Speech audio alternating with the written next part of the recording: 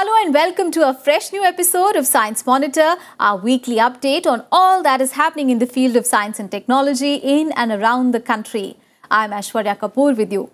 From UN honouring Dr. Kalam to Royal Society welcoming an Indian scientist, this Independence Day is much more special as Indian science achieved many more milestones. While the nation celebrates its 69th Independence Day, Science Monitor team wishes everyone a very happy Independence Day. Now let's take a look at the headlines. Honouring India's Missile Man, new global satellite for Earth observation and disaster risk reduction to be named after Dr. Abdul Kalam. Royal Society welcomes Professor Ajay Sood. Participants of Team India 2015 meet Dr. Harshvardhan.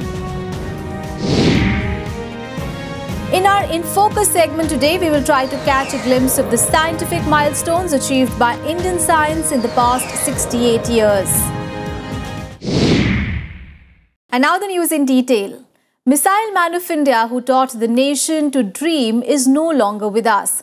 But Dr. Kalam's memories will be forever honoured across the globe. Now, celebrating his vision of international space cooperation for the betterment of society, UN's new global satellite for disaster management and risk reduction will be named after him. Take a look.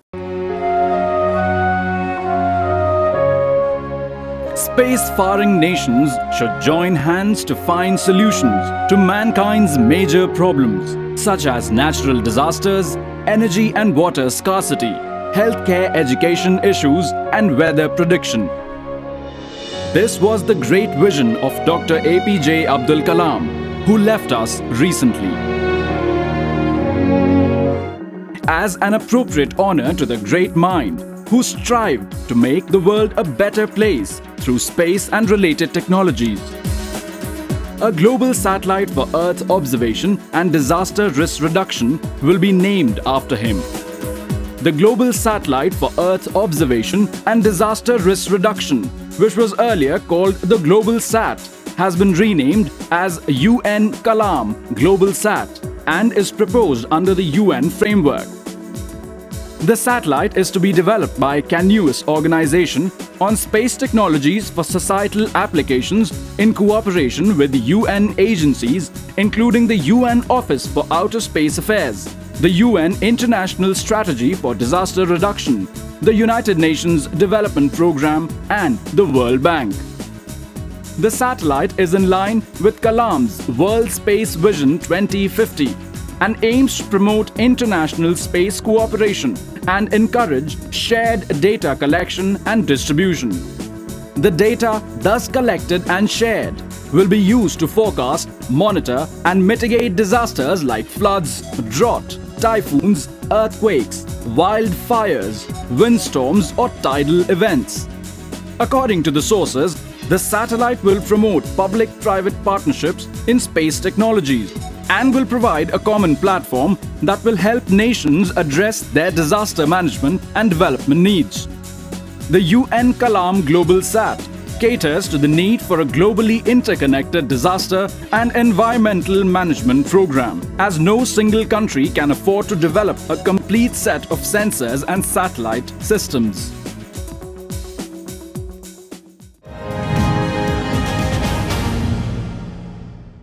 While an Indian origin researcher, Sir Venkataraman Ramakrishnan, was recently elected as the president of the prestigious Royal Society, here comes yet another proud moment for the nation. As a renowned physicist, Professor Ajay Sood from the Indian Institute of Science has been elected as a Fellow of Royal Society. Now, Professor Sood, a Padma Shri awardee and now an FRS, is widely known for his work on condensed matter, graphene and nanotechnology. Indian researchers are gaining acclaim worldwide for their scientific acumen and outstanding contributions to research. Now, in a proud moment for India, Professor Ajay Sood from the Indian Institute of Science, Bengaluru, has been elected as a Fellow of Britain's prestigious Royal Society. Padma Shri Professor Ajay Sood was chosen after shortlisting by a sectional committee followed by the ballot of the fellowship at a meeting of the Society's Council. The Royal Society functions as the scientific advisor to the British government and as the UK's Academy of Sciences by funding research fellowships and scientific startup companies. The Society works according to its motto, that is, take nobody's word for it, and encourages establishment of facts via logical experiments. With this, Professor Sood will join the league of illuminaries like Isaac Newton, Albert Einstein, Srinivasa Ramanujan, Richard Feynman, and many more, who were also Fellows of the Royal Society. 64-year-old Professor Ajay Sood, currently associated with the Indian Institute of Science and the Jawaharlal Nehru Centre for Advanced Scientific Research, is an expert physicist known for his pioneering work on condensed matter, graphene, and nanotechnology. His studies on quantum condensed matter and soft condensed matter, focused on nanomaterials, have received wide appreciation and acclaim. Professor Sood's projects find potential commercial applications in many areas, ranging from carbon nanotube-based biosensors that can detect heart attacks to bulletproof vests. A world-renowned physicist and the former president of the Indian Academy of Sciences, Professor Sood has been bestowed with many honors for his exceptional contributions to science, including the prestigious Shanti Swarup Bhatnagar Award in 1990 and Padma Shri by the Government of India in the year 2013. Professor Sood is also a Fellow of the World Academy of Sciences.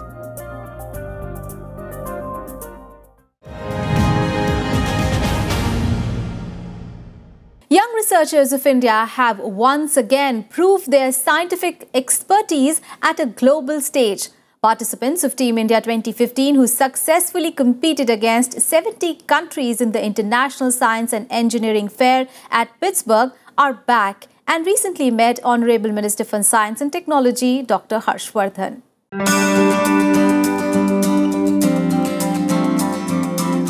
India is a rich pool of young scientific talent. The fact has once again been driven home by Indian students. The winners of Team India 2015, who recently returned from the International Science and Engineering Fair 2015 in Pittsburgh, called on the Union Minister for Science and Technology and Earth Sciences, Dr. Harshvardhan, in New Delhi recently. Complimenting the students on their success and sharing their experiences, the minister urged them to undertake scientific pursuits for strengthening the country.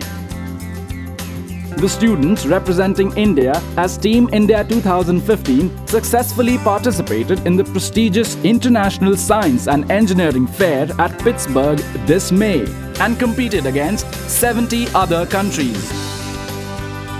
इन बच्चों की सफलता को देखकर यह विश्वास होता है कि हमारे देश में बहुत ही होनहार और विज्ञान और टेक्नोलॉजी के क्षेत्र में नए नए अन्वेषण करने की योग्यता वाले बच्चे हैं। अगर ज़रूरत है तो ऐसे बच्चों को ढूंढने की, उन्हें आगे बढ़ाने की और आवश्यक सुविधाएं मुहैया कराने की। Participating in the competition, Team India showcased 12 cutting-edge ideas to compete for $4 million in awards, scholarships and honors, such as a minor planet to be named after them. The project spanned varied areas ranging from mathematics, computer science, plant sciences, molecular biology, nanosciences and medicine. My project is about developing a novel therapy against multi-drug resistance using a novel inhibitor curcumin, which is the active component of turmeric. Well, talking about the experience, it was really great competing with 1600 people from 70 countries, and the VIP treatment you get there is really amazing. My project is a study of a plant called Pandanus unipapillatus, which has preservative property and antibacterial property.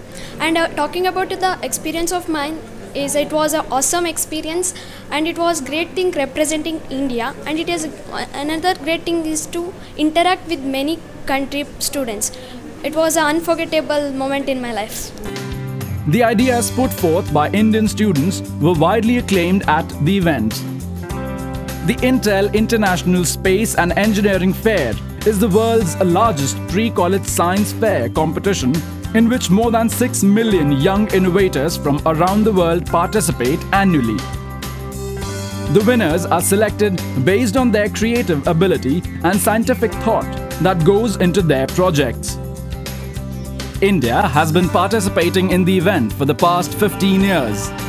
Secretary, Department of Science and Technology, Dr. Ashutosh Sharma, representatives of the Intel Indo-US Science and Technology Forum, and the head of National Council for Science and Technology Communication, Dr. B.P. Singh, have also extended their wishes to the students.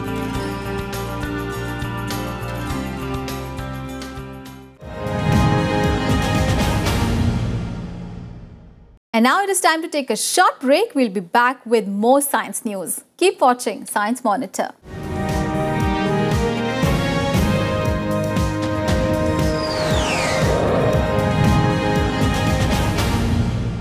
Welcome back. After the break, you're watching Science Monitor. Let us now have a look at some important science and technology activities happening in India and abroad in our next segment, Science Express.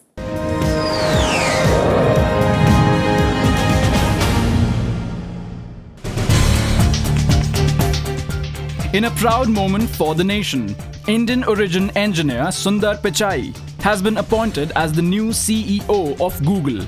Sundar Pichai succeeded Google co-founder Larry Page on August 10. Pichai, an alumnus of IIT Kharagpur, holds a master's degree from Stanford University and an MBA from the University of Pennsylvania's Wharton School. Pichai has made immense contributions towards the development of new versions of the Google tool and creation of Google Chrome. He was previously the head of Android, Google's mobile phone operating system. In yet another proud moment, 13-year-old Indian Jahnavi Sri Perambuduru created a world record as she became world's youngest mountaineer to scale Mount Elbrus in Russia. Mount Elbrus is the highest mountain peak in Europe. Jahnavi was part of a 10-member Indian team, aiming to become the first and youngest girl from India to scale all 7 summits in the world. Jahnavi's expeditions, scheduled ahead including Mount Everest, Mount Aconcagua in South America, Mount McKinley in North America, Mount Kosciuszko in Australia, before the last summit in Antarctica, Mount Windsor. August 10th marked a significant achievement in space science as NASA astronauts Kjell Lindgren and Scott Kelly, along with Japanese astronaut Kimiya Yui, took the first bites of food grown entirely in space and harvested from their own space garden on board the International Space Station. The harvest of lettuce came from NASA's Wedge 01 experiment, which aimed at studying how plants grow in orbit. The results from this will be used to learn as to how astronauts on possible longer missions in the future can grow their own meals and fresh produce in space. While this is not the first time vegetables have been grown in space, but this is the first time astronauts have been allowed to consume them after a safety analysis. In a step towards better understanding of the red planet Mars, a test mission has been recently designed that aims to replicate the situations astronauts might face on a real voyage to Mars. The simulated Mars mission is to be carried out at the Kornetl Glacier Valley in Austria, which is located 3,000 meters above sea level. According to experts, the glacier resembles the surface of Mars with ice beneath a surface of rock or sand. Here, the researchers will try to stimulate certain aspects of Martian environment and investigate the limitations astronauts might find in the fields of engineering, planetary surface operations, astrobiology, and geosciences in future expeditions.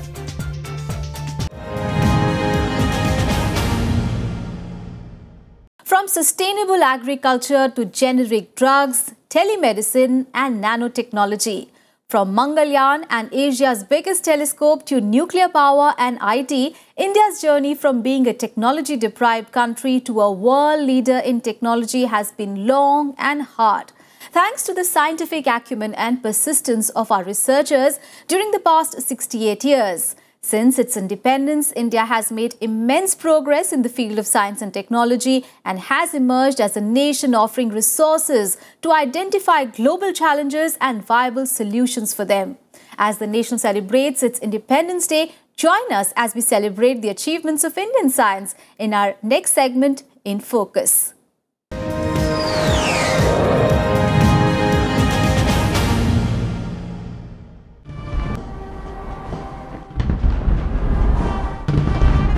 The nation is celebrating its 69th Independence Day.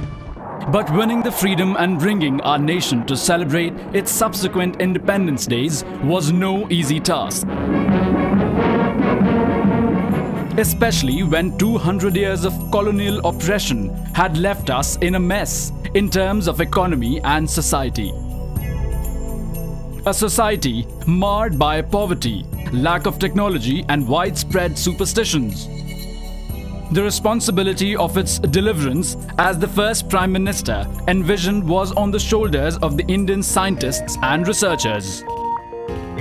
And it is indeed the persistence and fortitude of its scientists that India has managed to transform itself from a technology-deprived nation to a world leader in science. The stride came with Pandit Jawaharlal Nehru, who aimed to make India a modern state that could fit into the new nuclear age. The years immediate after independence, the 1940s to 1960s, saw many scientific changes in the country, from agriculture to industrialization. When independence came, one of the first and foremost measures taken were the establishment of new R&D organization and revamping of existing institutes to meet country's needs. One of the primary concerns that arose in the early 50s was the defense of our borders from hostile neighboring countries. In order to address this, Defense Research and Development Organization, also known as DRDO, was established in 1958. The organization played a major role in strengthening India's defense technologies, and today India is a missile superpower with the most modern nuclear-powered ballistic missile, submarines and INS Arihants on-board nuclear reactor. Another major challenge was to ensure food security in the country. With frequent famines and low agricultural productivity, food for everyone was a distant dream and malnutrition and starvation was common. With high demands and low supply, India's foreign reserves largely went into importing food to feed the people. The situation changed with the advances made in the field of biotechnology, which led to the Green Revolution in India.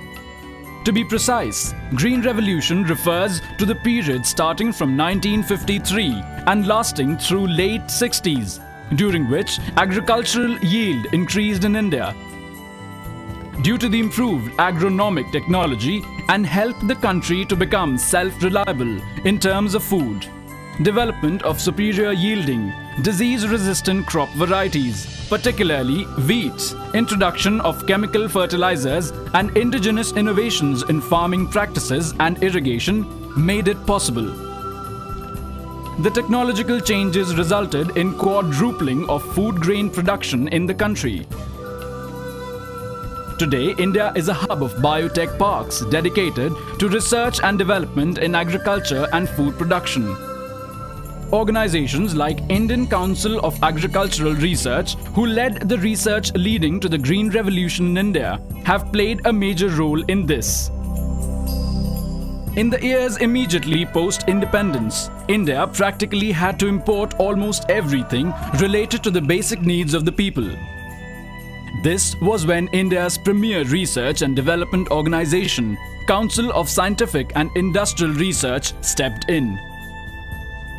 The organization, having national laboratories across the country, started with research in attaining self-sufficiency in basic needs such as vegetables, oils, fertilizers, drugs, plastics, scientific instruments, graphite carbon, molasses, glass, fuel, etc., and today provides support to some of the largest industries of the world. Realizing that basic and fundamental research was necessary to develop indigenous technologies, the Tata Institute of Fundamental Research was established in 1945, which, along with the Indian Institute of Sciences, contributed to fundamental research for the betterment of the nation. Then, with increased industries and novel methods in farming and irrigation, and of course, with the increasing population, India also realized the need for a clean and renewable energy. So, 60s was the time when the country started establishing itself as a nuclear-powered nation. The early seeds were sown by great visionaries like Homi Bhabha, with the establishment of Atomic Energy Commission in 1948. During the 1960s, India started the first stage of its nuclear energy program based on pressurized heavy water reactors and using natural uranium as fuel. The first nuclear power plant in the country was set up at Tarapur, Maharashtra in October 1969. It is interesting to note that in 1969, India was the first country in Asia and among a few countries in the world that had operating nuclear power reactors. India quickly set up reactors like Apsara, Purnima and Zarlina, and today has over 21 nuclear reactors in operation in 7 nuclear power plants, producing a total of 30,292.91 gigawatts per hour of electricity. During 60s, the nuclear program faced heavy criticism, as many thought that India should focus on developing basic amenities, but there is no doubt that the advanced nuclear technologies developed in the nation for the generation of clean energy have contributed immensely towards improving the quality of life and achieving self-reliance in energy. Stepping into the 70s, this was the time when Indian space program gained momentum. This was to address the need for telecommunication and weather prediction and resource management of the country. In order to address this, the Indian Space Research Organization, that is ISRO, was set up in Bangalore in 1969, and Aryabhata's launch on 19th April 1975 marked the first success of the Indian space program. India today has all the expertise to design and launch its own satellites and have till now launched 74 Indian satellites of various types. The most recent Chandrayaan of 2008 and Mangalyaan mission, celebrated as one of the 25 best inventions of 2014, reflect the scientific competence of India in space technology. The applications of space technologies have widely infiltrated many aspects of our daily life and found application in crucial areas like rescue operations, disaster management, aviation and marine navigation, environmental monitoring, agriculture and water resources management, and many more. During these 3 decades of independence from 50s to the 70s, India has also excelled in electrical and mechanical engineering. With major integrated steel plants at Bhilai, Bokaro, Durgapur, Rourkela and Burnpur, the Alloy Steel Plant and the Salim Steel Plant, there has been a significant increase in the development of novel, specialty materials with improved properties and better process technologies. Similarly, the technological advances in health and medicine contributed by organizations like Indian Council of Medical Research have resulted in the production of accessible and affordable generic drugs, thus considerably reducing the mortality rate in the country. We today have in place a solid healthcare infrastructure with primary health centers reaching even the rural areas. Today, we are a nation free of smallpox and polio. While life expectancy was around 37 years in 1951, it has now almost doubled to 65. Similarly, thanks to healthcare research, infant and maternal mortality has also seen a marked decline.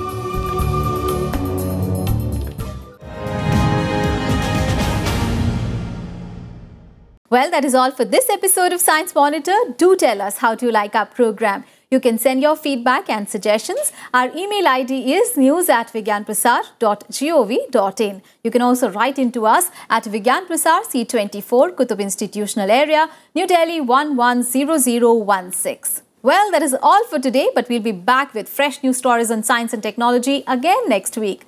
Till then, stay tuned to Rajya Sabha TV and think scientific. Bye-bye.